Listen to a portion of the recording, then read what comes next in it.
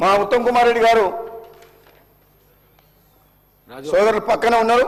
అయిపోయింది. ఇది ఇంపార్టెన్స్ అధ్యక్ష. అదే అదే అది కూడా ఉన్నారు. ఇంకో ఆయన పెద్ద సోదరుడు అధ్యక్ష, రెండో సోదరుడు మా ఎల్డర్ బ్రదర్ ఉత్తమ్ కుమార్ రెడ్డి గారు. ఇద్దరు సోదరులు ఉన్న అధ్యక్ష ముందుగా ఉన్నారు. గతంలో తెలంగాణ రాకముందుకు మా జిల్లా సోదరులు చెప్తున్నా, మీరు రాష్ట్ర సోదరులు, మా జిల్లా సోదరులు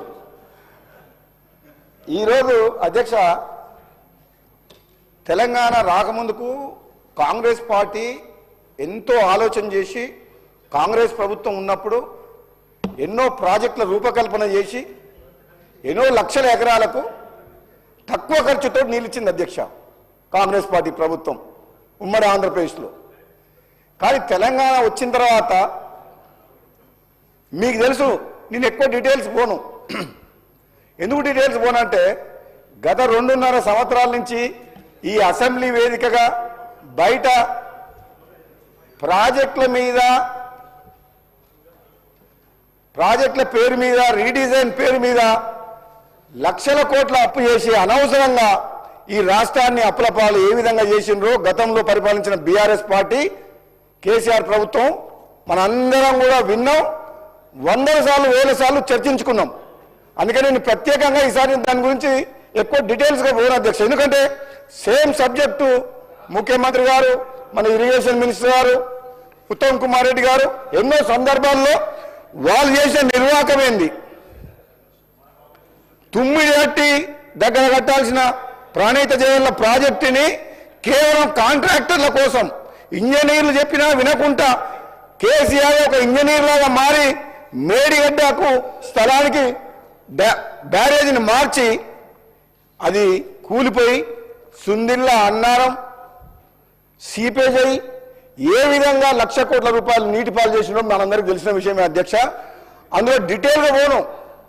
వాళ్ళు తీసుకున్న నిర్ణయాల వల్ల ఇదే రాష్ట్రమే అప్పుల పాలైంది అధ్యక్ష. కానీ నేనేమంటున్నా, ఈ 1,87,000 కోట్ల రూపాయలు 10 ఏళ్ళలో ఖర్చు పెట్టి మనకేమన్నా సాగునీరు ఇచ్చిండ్రా? పోని పాలమూరు రంగారెడ్డి కాళేశ్వరము ఇంకో ప్రాజెక్ట్ ద్వారా అంటే 1 ఎకరానికి సాగునీరు అందలేదు అధ్యక్ష. మీకు ఒక ప్రత్యేకంగా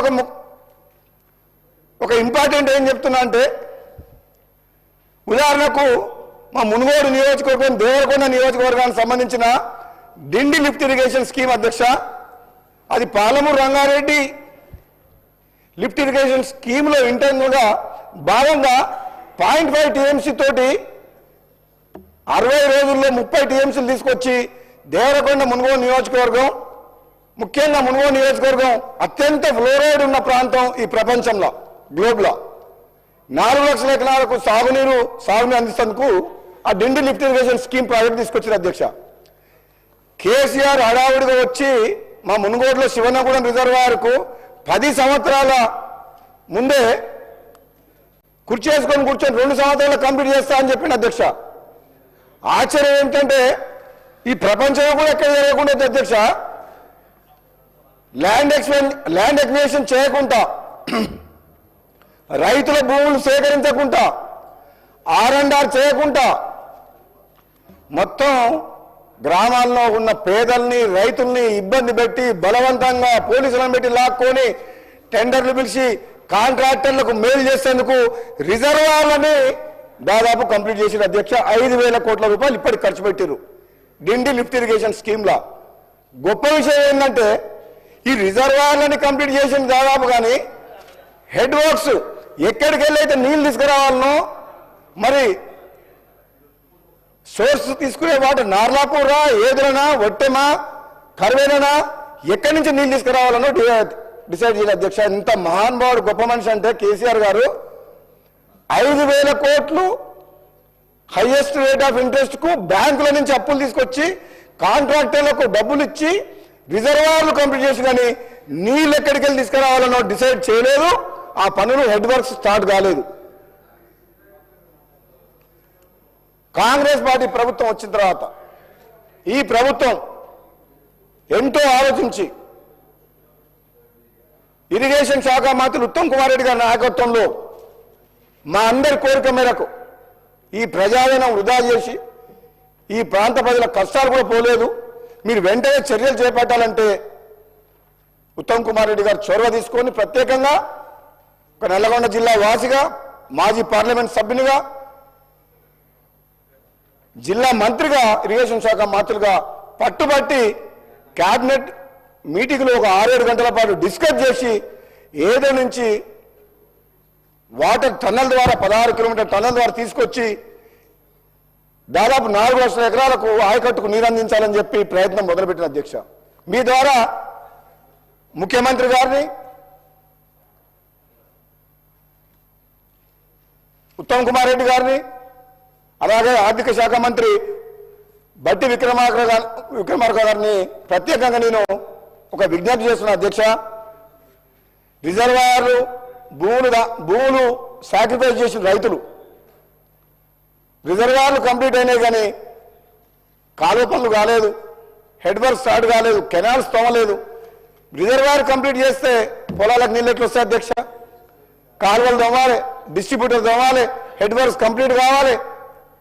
కానీ ఈ రోజు వరకు కూడా నత్తనడక నడుస్తున్న అధ్యక్ష పనులు. కాంట్రాక్టర్లు బిల్లులు లేవని చెప్పి ఎప్పుడు అడిగినా పనులన్నీ ఆపేసారు అధ్యక్ష. ప్రస్తుతానికి డిండి లిఫ్ట్ ఇరిగేషన్ స్కీమ్ వర్క్స్ మొత్తం ఆగిపోయినాయి అధ్యక్ష. చెప్తా, నాకేం భయం లేదు. అధ్యక్ష ఏమంటారు అంటే, నేను అధికార పార్టీ ఎమ్మెల్యేకి ఒక మాట చెప్తున్నా బాధతోటి అధ్యక్ష. కేవలం మంత్రుల నియోజకవర్గంలో, ముఖ్యమంత్రి నియోజకవర్గంలో కాంట్రాక్టర్లు పనిచేస్తున్నారు, వాళ్ళు బిల్లు వస్తున్నాయి కానీ ఎమ్మెల్యేల నియోజకవర్గంలో మాత్రం బిల్లులు రావడం లేదు అధ్యక్ష. ఇది ఎందుకు? ఎమ్మెల్యే లేకుంటే ముఖ్యమంత్రి మంత్రులు ఉన్నారు అధ్యక్ష. ఈ ప్రభుత్వం ఉందా? ఈ ఎమ్మెల్యేలు అందరూ కలిస్తేనే ప్రభుత్వం గవర్నమెంట్ ఫామ్ అయింది. గవర్నమెంట్ ఫామ్ అయితేనే ముఖ్యమంత్రి మంత్రులు. మంత్రుల చుట్టూ అడుక్కోవాల్సిన పరిస్థితి, ముఖ్యమంత్రి దగ్గర బిల్లు కోసం పోవాల్సిన పరిస్థితి ఏంటి అధ్యక్ష? ఇది చాలా బాధాకరం. ఎమ్మెల్యేలకు ప్రయారిటీ ఇవ్వాలి. ఏదైతే మీరు టాప్ ప్రయారిటీలో మీరు అధ్యక్ష, గతంలో కేసీఆర్ గారు కానీ, వాళ్ళ ప్రభుత్వం కానీ, హరీష్ రావు గారు కానీ ఎప్పుడు కూడా ఉత్తమ్ కుమార్ రెడ్డి గారు ఏదైతే పనిచేసే విధానం ఉందో, ప్రభుత్వ సొమ్ము, ప్రజల సొమ్ము, ₹1 వృధా కాకుండా, అవినీతి జరగకుండా ఈ కాంగ్రెస్ పార్టీ ప్రజాప్రభుత్వంలో పెట్టే ప్రతి పైసా ఎంత వీలైనంత త్వరగా ఆల్మోస్ట్ కంప్లీటెడ్ ప్రాజెక్ట్స్ మీద ఖర్చు పెట్టి రైతులకు నీళ్ళు ఇవ్వాలని చెప్పి A category, B1 category, B2 category divide చేసి ఒక పద్ధతిగా బడ్జెట్ ఒక పద్ధతిగా ఈ మనం ఇరిగేషన్ ప్రాజెక్ట్స్ విషయంలో ఒక స్ట్రీమ్లైన్ చేయగలిగింది అధ్యక్ష. అధ్యక్ష, స్ట్రీమ్లైన్ అంటే ఇది మామూలు స్ట్రీమ్లైన్ చేస్తాను ఎక్కువ టైం పడుతుందంటే, బీఆర్ఎస్ ప్రభుత్వం కానీ ఒక నియంతలాగా పరిపాలించిన కేసీఆర్ గారు, వాళ్ళ ప్రభుత్వం, వాళ్ళ మంత్రులు చేసిన విధ్వంసం మామూలు విధ్వంసం కాదు అధ్యక్ష. దేశంలో కూడా ఏ ప్రభుత్వం ప్రజాస్వామ్యంలో ఈ విధమైన నిర్ణయాలు తీసుకొని, వాళ్ళకి ఎట్లా కరెక్ట్ అనిపిస్తే అట్లా నిర్ణయాలు తీసుకొని రాష్ట్రాన్ని, ఆర్థిక పరిస్థితిని మొత్తం భయంకరంగా, అధ్వానంగా, సంక్షోభంలో నెట్టే విధంగా వాళ్ళ నిర్ణయాలు ఉన్నాయి అధ్యక్ష. కానీ గవర్నమెంట్ వచ్చింది, బాధ్యత ఉంది. కాంగ్రెస్ పార్టీ తెలంగాణ ఇచ్చింది. కాంగ్రెస్ పార్టీ పేదల పార్టీ, ప్రజల పార్టీ.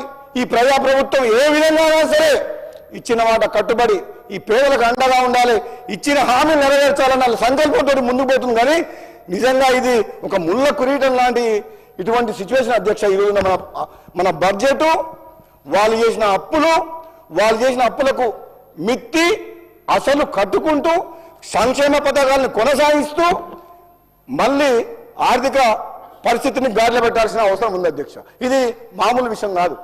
కానీ ఒకటే నేను ఉత్తమ్ కుమార్ రెడ్డి గారిని అడుగుతున్నా, కాళేశ్వరం ప్రాజెక్టు 1,00,000 కోట్ల ప్రాజెక్టు 3 సంవత్సరాల కంప్లీట్ చేసిన అధ్యక్ష.